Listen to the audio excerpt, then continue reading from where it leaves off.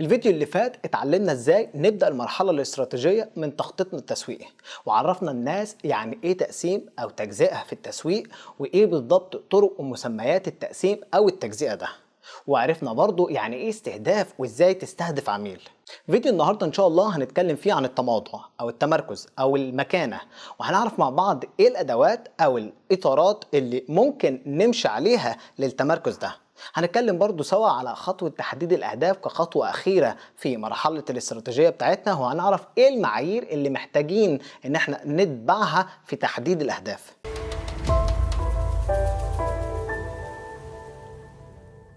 انت عارف وانا عارف ان اكتر الافكار اهميه في التسويق هو فكره التموضع. الفاليو بروبوزيشن، عرض قيمه الشركه بقى، هو الحاجه الوحيده من رايي ومن راي اساتذه كتير اللي بيها بتقوم بتغيير راي العميل، واللي بيها برضه بتشجعه على انه يعمل حاجه. ممكن تكون الحاجة دي شراء منتج أو تجربة منتج أو دفع سعر معين، ممكن برضو تشجيعه لزيارة الويب سايت بتاعك، أو حتى بس التفكير في علامتك التجارية والفوائد والمزايا اللي بتقدمها بطريقة ما. إزاي بقى هتحط المنتج بتاعك في السوق؟ كيفية وضع منتجك في السوق هي اللي ليها تأثير أكبر على نجاح المنتج في الآخر. بيتلخص موضوع التموضع هو ان التموضع او التمركز او المكانه دي بتحصل هنا في ذهن وفي دماغ المستهلك. فانت فكر في عقل المستهلك على انه مكعب ثلاثي الابعاد.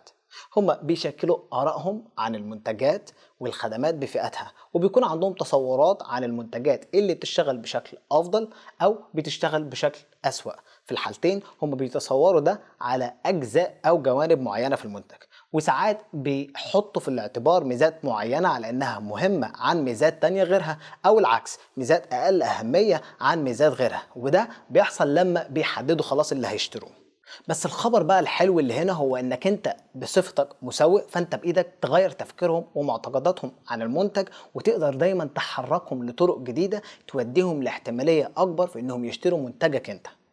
طيب، ممكن تقول لي ده هعمله ازاي؟ بص يا سيدي، ده هتعمله عن طريق ادعاء او مطالبه، وهتدعم المطالبه او الادعاء ده باسباب موثوقه تتصدق، او زي ما بنسميها في التسويق RTPs reasons to believe، اسباب تتصدق. تعالوا مع بعض نعرف ده هنعمله ازاي. انت هتلاقي ادوات واطارات كتيره ومختلفه تقدر تمشي عليهم للتمركز او للتموضع، ولكن اللي اتعلمتها وبعلمها وبنمشي عليها واحنا بنشوف انها افضلهم فهي الاداه دي، واللي اسمها اداه التمركز الخماسيه، يعني على اساس ان هي من 5 مربعات. والاداه دي تم تطويرها بواسطه وكاله اعلانات في شيكاغو اسمها ليو بورنيت. وعلى فكره الاداه دي فيها مزايا جميله جدا عن الاطارات التانيه. تعالوا بقى نكتشفها. في الاول احنا هنحدد الوضع الحالي. يعني ايه؟ يعني ايه اللي بيعملوه بالضبط العملاء المستهدفين بتوعك النهارده اتجاه منتجك وفئاتها المختلفه، وبالنظر على الوضع الحالي ده ايه بقى اللي لازم يكون في تفكيرهم واعتقادهم حاليا حوالين المنتجات النهارده. وبعد كده بالنظر برضو للاستراتيجية، ايه بقى اللي انت نفسك العميل يعمله؟ ايه الاعتقادات اللي عايزها تكون عندهم واللي هتخليهم يعملوا اللي كان نفسك يعملوه؟ أنا هنا لما بقول معتقدات أو اعتقادات بقصد بيها الاعتقادات في الآراء اللي عند المستهلكين، اللي عند العملاء، حوالين المنفعة الأساسية اللي أنت حددتها في خطوة التقسيم، في خطوة التجزئة. هل هم بيفتكروا أو بيعتقدوا إن ده مهم؟ إزاي بيشوفوا منتجك؟ يعني نظرتهم إيه لمنتجك قدام نظرتهم لمنتج المنافس في تقديم الفايدة أو المنفعة أو الميزة اللي أنت بينتها وحددتها في تقسيمك. دلوقتي بقى الحتة الصعبة جاية أهي. برضه بالنظر للوضع الحالي والفين انت محتاج تاخدهم علشان يصدقوا اللي انت نفسك يصدقوه ويؤمنوا بيه، ايه بقى الادعاء او المطالبة اللي انت لازم تقدمها لهم، وايه الادلة اللي معاك اللي هتدعم ده؟ قول لي بقى دلوقتي، هل تفتكر انت تقدر تسد الفجوة دي ولا انت بالغت حبتين؟ هنا مثال. فبالنظر برضو لاستراتيجيتنا ولجمهورنا اللي احنا مستهدفينه، هم ستات او بنات عندهم شنط كبيرة معبية. اللي احنا هنقوم بيه دلوقتي هو ان احنا هنستخدم شنطة عادية تقليدية يعني، لكن الشنطة دي بقت ضخمة وعريضة بسبب كل الحاجات اللي انا بشيلها وبعبيها جواها. الوضع الحالي هنا هو ان انا بعتقد ان شنطتي بقت ضخمة زيادة عن اللزوم، لكن في الاخر كل الشنط مشابهة وزي بعضها. عايزك تلاحظ معايا هنا حاجة، هو ان الادلة بتاعتنا ال5 مربعات هتلاقينا دايما في ال4 مربعات اللي في الزوايا هم للمتكلم الاول واللي هو العميل، فانت هتلاقينا بنبدأ دايما فيهم بأنا. المطلوب هو شراء شنطة كروس خفيفة. الاعتقاد المطلوب او اللي نفسي فيه هو انا اعتقد ان يكون عندي شنطة كروس خفيفة بتشيل نفس الحاجة اللي بعبيها، هو موضوع الى حد ما ذكي الصراحة. الادعاء بقى هو ان الشنط الكروس الخفيفة مصممة بشكل افضل من الشنط العادية التقليدية علشان تقدر تشيل كل الحاجات اللي عندك دلوقتي، فبتكون اقل ضخامة. دلوقتي هل انت بقى تقدر تصدق ده؟ يعني ايه الدليل اللي عندك بيدعم الادعاء ده؟ طيب ممكن تقدر تعمل ده عن طريق مقارنة مثلا جنب بعض بين شنطنا وبين شنط تقليدية شايلين نفس كمية الحاجة جواهم. ممكن برضو الويب سايت بتاعك ترفع عليه فيديو على ازاي اتصممت الشنطة، ويكون في نفس صفحة الفيديو برضو مثلا شهادة او توصية من عملاء فعليين على قد ايه هم معجبين بالشنطة. المفتاح بقى هنا هو اقناع العملاء بانهم يربطوا بين ميزات الشنطة تفصيليا مع الفايدة والقيمة اللي اكتشفناهم سوا قبل كده في سلم فايدة الميزة بتاعتنا. وطبعا اهم حاجة هو شعور العميل بقيمة الشنطة الكروس الخفيفة، وان شنطنا بتقوم باللي هو عايزه ومحتاجه بشكل افضل من اي حد تاني. ده هو التسويق المظبوط. التسويق بيتعلق بتغيير فكر العملاء، بتغيير اعتقاداتهم، بحيث يبدأوا بأنهم يفضلوا منتجاتك وخدماتك عن المنافسة. في الآخر بالرغم من كل ده احنا بنحاول نطلع بنتائج مالية أو بنتائج تانية تساعد البيزنس بتاعك وتدعم عملك. الخطوة الأخيرة من مرحلة الاستراتيجية هي هتكون تحديد الأهداف. تحديد الأهداف بتساعدك في اتجاهين مهمين جدا. أولا تحديد الأهداف بتساعدك على تحديد قد إيه موارد تسويقية هتكون محتاج تخصيصها لبرامجك التكتيكية، فأنت كل ما بتحدد هدف عنيف بتزيد الموارد اللي هتحتاجها للهدف ده.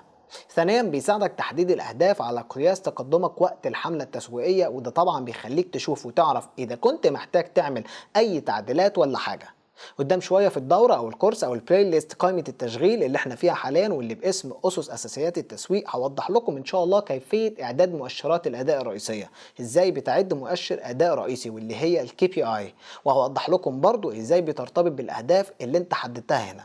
ممكن على فكره يكون هدف التسويق هو اي حاجه ليها صله بنجاح الشغلانه.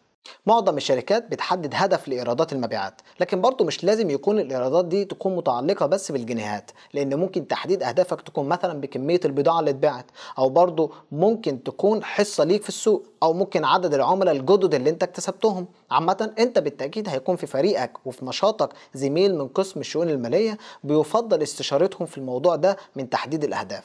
علشان هدف التسويق يكون ليه فايدة عالية لازم يكون فيه المعايير اللي جاية دي. اولا لازم يكون الهدف محدد. يعني ايه؟ يعني انت لو بكل بساطة قلت ان هدفك هو زيادة حصتك في السوق فده كده مش محدد للدرجة الكافية، فانت بدل من ده تقول ان هدفك هو زيادة حصة السوق بتاعك من 15% ل 18%، كده هي محددة كفاية. ثانيا لازم يكون الهدف قابل للقياس، هيكون صعب تحديد هدف ما تقدرش تقيسه، وهيكون هدف محبط للفريق خاصة لما تكون عايز تبين لهم مقياس نجاحهم في الوصول للهدف ده. ثالثا لازم يكون هدف سهل الوصول ليه، يعني ممكن يتحقق. ما انت مش هيفيدك خالص تحط هدف عالي بشكل غريب ومش واقعي، يعني ده بالعكس ممكن يضرك ويضر حملتك وفلوسك اللي هتصرفها. رابعا او المعيار الاخير وهو تحديد هدف يكون له صله بالموضوع، يعني يكون له صله مباشره باستراتيجيتك التسويقيه. تعالوا سوا نبص بصه على مثالنا من صناعه الشنط. الاستهداف بتاعك والبيان بتاع تحديد الموضع، المكانه والتمركز، المكون من 5 مربعات هيقول لك ويبين لك بالظبط انواع العملاء اللي انت بتحاول تحولهم.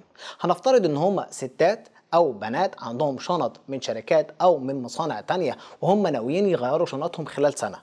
كده انت الهدف اللي حددته لازم يكون مرتبط بالتحديد بحصولك على مبيعات او بحصولك على حصة من السوق من العملاء المحددين دول.